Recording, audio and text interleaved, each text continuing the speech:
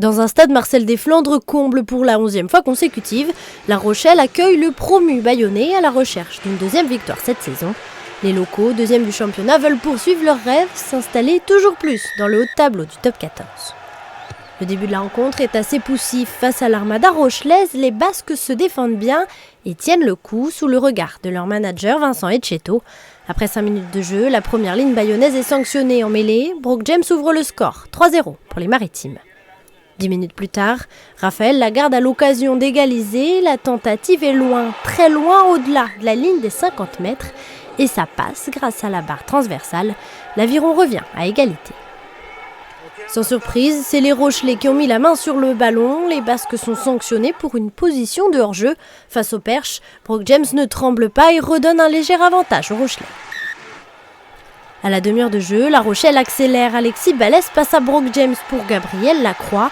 L'ailier jaune-et-noir est stoppé à quelques centimètres de la ligne et le ballon difficilement libéré. Alexis Balès ne parvient pas à s'en emparer et c'est Ikairo Forbes qui se saisit du cuir pour aplatir le premier essai de la rencontre. Nouvelle réussite au pied pour Brooke James et La Rochelle mène 13-6. Juste avant la pause, les Rochelais campent à nouveau dans les 5 mètres adverses.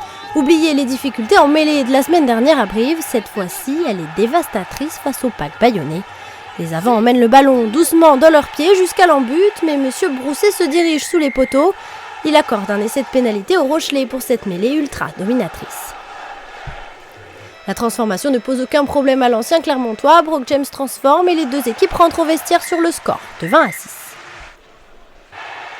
Brooke James donne le coup d'envoi de la deuxième période. Rien n'est encore joué pour les Bayonnais qui s'appuient sur le jeu au pied de leur ouvreur, Raphaël Lagarde.